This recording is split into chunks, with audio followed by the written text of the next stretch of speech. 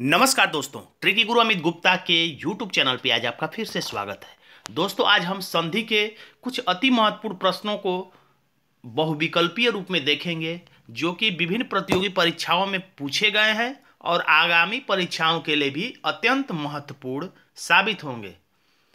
तो आइए शुरू करते हैं। संधि, इसमें पहला प्रश्न है, पुरस्कार में कौन सी संधि है? तो पुरस्कार का संधि विच्छेद करेंगे तो पुरः धनकार होगा, तो अह आ गया, तो इसका मतलब यह विसर्ग संधि होगा। तो आंसर हो गया सी। दोस्तों, संधि के ऊपर ट्रिकी रूप में मैंने दो वीडियो पहले से ही बना रखा है। अगर आप उसे देख लेते हैं तो ऐसे प्रश्नों को चुटकियों में आप हल कर सकते हैं और आप परीक्षा में संधि के किसी भी प्रश्न को गलत करने से बच जाएंगे। तो मैं आपसे गुजारिश करता हूं कि आप उन दो संधि से संबंधित वीडियो को देख लीजिएगा। उसका लिंक मैं नीचे डिस्क्रिप्शन बॉक्स में दे दूंगा। तो आइए देखते हैं अगला प्रश्न। निम्नलिखित में कौन सा व्यंजन संधि का उदाहरण है? तो सदैव दो मात्रा है द में, यानी वृद्धि संधि है, यानी स्वर संधि है। मन धनरथ, यानी ये विसर्ग संधि है। निह धन गुण, ये विसर्ग संधि है। सत धन आचार, सत धन आचार यानी सदाचार, यही व्यंजन संधि है जिसमें क चट तप आता है। मैं विस्तार से नहीं बताऊंगा कि कैसे ये संधि है, आप उसको जानने के लिए मेरे वीडियो को देखिएगा। यहाँ पर मैं जल्दी और तेजी से प्रश्न को सॉल्व करने के ऊपर ध्यान दूंगा। मृत्यु प्लस उपरांत, इसको जोड़ने पर यानी संधि करने पर कौन सा शब्द निर्मित होगा? तो आप जल्दी विकल्प को पढ़ लीजिए। तो इसमें आंसर सही हो जाएगा ए, मृत्युपरांत। आप याद रखिएगा, मृत्योपरांत नहीं, बल्कि इसमें याद रखिए यो नहीं होगा, यो नहीं होगा, मृत्यु होगा। मृत्यु में बड़ा ऊ का मात्रा हो जाएगा मृत्युपरांत। अनधिकृत शब्द का संधि विग्रह होगा, तो आंसर हो जाएगा बी, अनअधिकृत। याद रखिएगा, एक विकल्प दिया है अनअधिकृत, लेकिन इसमें हलंत, नौ में हलंत लगा हुआ है, तो अधिकांशतः में आप देखेंगे कि हलंत वाला ही विकल्प सही होगा। कपिधन ईस, तो छोटी और बड़ी ई मिलकर बड़ी ई हो जाएगा और आंसर हो जाएगा बी, कपीस, यानी कि ये दीर्घ संधि है। विसर्ग के साथ स्वर, यानी इससे ये पता चलता है कि परिभाषा से भी प्रश्न पूछे जाते हैं। विसर्ग के साथ स्वर अथवा व्यंजन का संयोग क्या कहलाता है? तो विसर्ग संधि। आप याद रखिएगा, बाएं साइड में जो लिखा रहेगा यहां पर वही संधि हुआ करेगा। परोपकार शब्द का संधि विच्छेद होगा, तो इसमें आंसर हो जाएगा पर धन उपकार, अर्थात विकल्प डी, परोपकार। तो ए ओवर पहचान है गुण संधि की, तो ये गुण संधि है। मन धन रमा, ये विसर्ग संधि का उदाहरण है, आंसर हो जाएगा ए। अब जल्दी आंसर देते रहिएगा और विकल्प भी पढ़ते रहिएगा। हरिचंद्र, तो इसका संधि विच्छेद होता है हरि धन चंद्र, तो अह का मात्रा आ गया, तो ये विसर्ग संधि होना चाहिए, लेकिन इसमें गलती से बी लिखा हुआ है, व्यंजन संधि। आप इसका कमेंट में जवाब दीजिएगा कि इसका सही आंसर क्या होगा, व्यंजन संधि होगा अर्थात या यह विसर्ग संधि होगा। अगला प्रश्न है महाधन उदय, तो ये आंसर हो जाएगा ए, महोदय, अर्थात ए ओवर पहचान है गुण संधि की। मैं इसमें थोड़ा सा ट्रिक बता ही देता हूं। अगर आपको ऊपर एक मात्रा दिखाई दे तो ये गुण संधि होगा, अगर ऊपर आपको दो मात्रा दिखाई दे तो ये वृद्धि संधि होगा। चलिए आगे बढ़ते हैं। सदधन भावना, तो द में से, द जो है इसमें से -2 करेंगे तो क्या आएगा? द से पहले क्या आता है? तो 2 माइनस इसमें करेंगे तो सतधन भावना हो जाएगा। या जो विकल्प है उसमें से, जैसे इसमें त है तो त में 2 जोड़ेंगे अक्षर, तो त के बाद थ और थ के बाद द, यही आ जाएगा। वृक्ष छाया, वृक्ष छाया का संधि विच्छेद होगा वृक्ष धन छाया, इसमें आंसर हो जाएगा डी, यानी कि संधि करने पर यहां पर च आ जाता है और संधि विच्छेद करने पर यहां पर च गायब हो जाता है। जब ऐसा हो तो यह व्यंजन संधि होता है।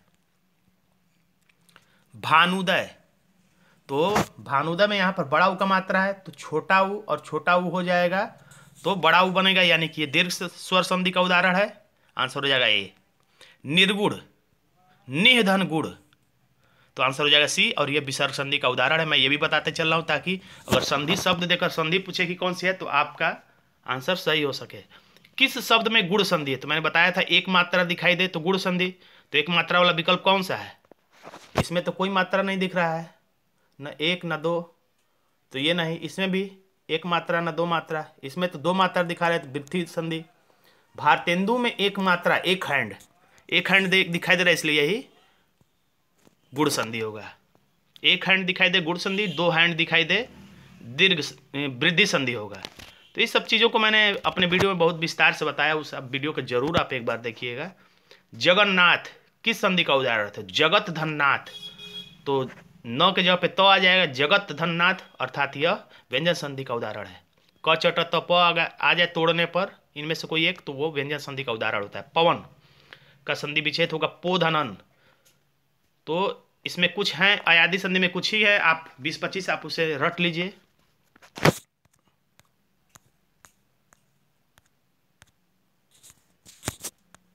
अगला प्रश्न देखते हैं, पुनर्जन्म। तो याद रखिएगा, आप गलती से इस विकल्प डी वाले को मत टिक करिएगा, डी को टिक मत करिएगा और न ही ए को टिक करिएगा। पुनर्जन्म का मतलब ही होता है पुनः जन्म, पुनः मतलब दोबारा, पुनः जन्म जिसका हो जाए उसे पुनर्जन्म कहते हैं, इसलिए आंसर हो जाएगा सी। इत्यादि, तो जब इत्यादि को तोड़ेंगे तो इति धन आदि, य गायब हो गया, य गायब हो गया अर्थात य का खेल है। इति धन आदि य का खेल है, तो य र व पहचान है यड़ संधि का, आंसर हो गया ए। छत्री छ किससे किसके मेल से बनता है? तो क और स, अर्थात विकल्प हो गया ए। गुडाकेश का संधि विच्छेद होगा, तो इसको आप ध्यान से देख लीजिए क्योंकि ये प्रश्न परीक्षा में आने पर गलत हो सकता है। इसका सही आंसर है गुडाका धन ईस, यानी ये आंसर, ये संधि हो जाएगा गुण संधि। अगर कोई मैं गलत कह रहा हूं कोई संधि के बारे में तो आप कमेंट बॉक्स में जरूर लिखिएगा ताकि मुझे भी जानकारी हो सके। महर्षि, तो महाधन ऋषि, तो ये हो जाएगा सी, अर्थात गुण संधि, क्योंकि ए ओ अर का मतलब हो गया र, तो ये हो जाएगा गुण संधि। उल्लास का हो जाएगा उत धन लास, तो इसमें भी याद रखिएगा तो हलंत वाला होगा, यानी विकल्प हो जाएगा डी उल्लास। यशोधन दा यशोदा, ये उल्टा करके भी पूछ सकता है कि यशोदा का संधि विच्छेद क्या होगा, तो यशोधन दा। यशोधरा का पूछेगा तो यशोधन धरा हो जाएगा। अच्छ हिड़ी का संधि विच्छेद आप ध्यान से देख के रट लीजिए क्योंकि कुछ अलग टाइप का है। अच्छधन उहिनी, न काड़ा हो जा रहा है, अर्थात यह व्यंजन संधि है। पुनर्जन्म, देखिए यहाँ पे प्रश्न रिपीट हो गया, पुनर्जन्म।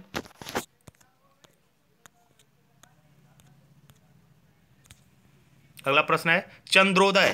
तो देखिए एक हैंड दिखाई दे रहा है ऊपर, एक हैंड का मतलब एक मात्रा ये वाला दिखाई दे तो क्या हो जाता है, कोई एक व्यक्ति कोई एक हाथ खड़ा करे ऊपर तो उसमें गुण है, और जो व्यक्ति दो हाथ खड़ा करे ऊपर तो उसमें एक हाथ की वृद्धि है।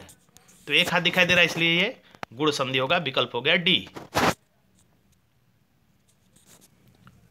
वृद्धि संधि है, देखिए वृद्धि संधि पूछ रहा है अर्थात एक हैंड की वृद्धि, यानी कि दो हैंड दिखाई देगा उसमें। तो आप आराम से देख लीजिए कौन सा आंसर हो जाए, खुद से बता सकते हैं आप। दो हैंड किस में दिखाई दे रहा है, तो विकल्प बी में। सदाशय, तो सत धन आशय, सदाशय विकल्प सी सही होगा, और यह व्यंजन संधि का उदाहरण है। निम्नलिखित में से यह संधि विच्छेद सही है, कौन सा संधि विच्छेद सही है, तो आंसर हो जाएगा ए, परम धन आत्मा परमात्मा होता है। कौन सा शुद्ध है, तो परधन अधीन। तो याद रखिएगा हमेशा कि आपको याद यहां पे रखना है कि अ होता है अधीन, ऐसे लिखा जाता है अधीन, न कि आधीन, आधीन नहीं होता है, याद रखिएगा आधीन नहीं बल्कि अधीन। तो आप अपने आप याद रख पाएंगे, परधन अधीन पराधीन। उच्चारण, उत्धन चारण, और त में भी वो भी ये वाला त नहीं बल्कि ये वाला त, जिसमें कि त के नीचे हलंत रहेगा, हलंत वाला ही आंसर सही होता है। और हलंत एक पहचान है कुछ हद तक व्यंजन संधि का। तो उत्धन चारण तो हो जाएगा उच्चारण। महाशय, तो इसमें आंसर हो जाएगा सी, महाधन आशय। पावन, तो इस पे आंसर हो जाएगा डी, पौधन अन, यही पोधन अन रहता है तो पवन हो जाता है। उल्लास, उत्धन लास, विकल्प हो जाएगा ए सही।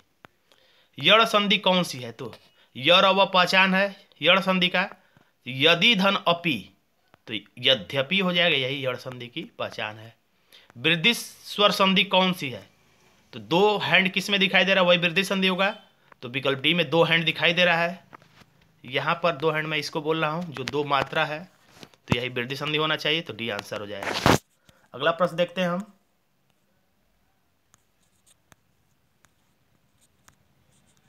आंसर शायद आपको दिख गया होगा, फिर भी याद रखिए, मैं ट्रिक बता रहा हूँ। संविधान को अगर हम तोड़ेंगे यानी संधि विच्छेद करेंगे तो हमेशा याद रखिएगा, वैसे मैंने अपने वीडियो में बताया है, फिर भी थोड़ा थोड़ा मैं बताने से बाज नहीं आता हूँ। सन की जो मात्रा है वो म में बदल जाती है, अगर जोड़ना है तो म के जगह पे बिंदु आ जाता है, बिंदु आ जाता है। तो यहाँ पर देख लीजिए अनुस्वार आ गया, तो अनुस्वार हटा यानी बिंदु हटा, तो यहाँ पे हलंत वाला म आ जाएगा। समधन विधान, संविधान, संयोग का समधन योग। देखिए फिर ऐसा ही उदाहरण आ गया। तो संस्कृति को जब तोड़ेंगे तो ये जो मात्रा है, तो ये सम के ऊपर मात्रा है, तो जब ये बिंदी हटेगा तो आगे म आ जाएगा और हलंत लग जाए, बाकी सब वैसे ही रह जाएगा।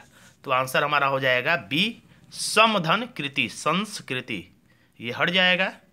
अगर संस्कृति को जोड़ना रहेगा तो ये म हटेगा, इसके ऊपर मात्रा लग जाएगा, संस्कृति हो जाएगा।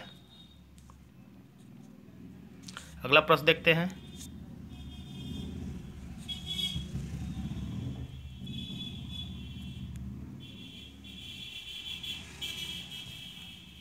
यशोदा, दोबारा प्रश्न, यशोधंदा, अंतरात्मा, अंतधनात्मा, विसर्ग संधि है। अंततो गत्वा, तो याद रखिएगा यहाँ पे अंततो गत्वा में अंततः एक अच्छा शब्द है और गत्वा एक शब्द है, अंततः गत्वा। प्रत्यक्ष, प्रतिधन अच्छ, तो प्रत्यक्ष को जब तोड़ेंगे तो प्रतिधन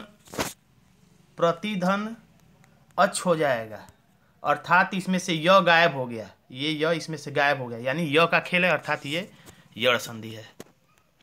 अब देखिए परिभाषा से फिर एक प्रश्न बन गया, यानी परिभाषा भी आपको ध्यान से पढ़ना चाहिए। लिखा है यदि ई बड़ी, छोटी, छोटा ऊ, बड़ा ऊ, री के बाद कोई भिन्न स्वर आए तो इसका परिवर्तन क्रमशः य व र, यानी य र व पहचान है किसकी? तो यड़ संधि की।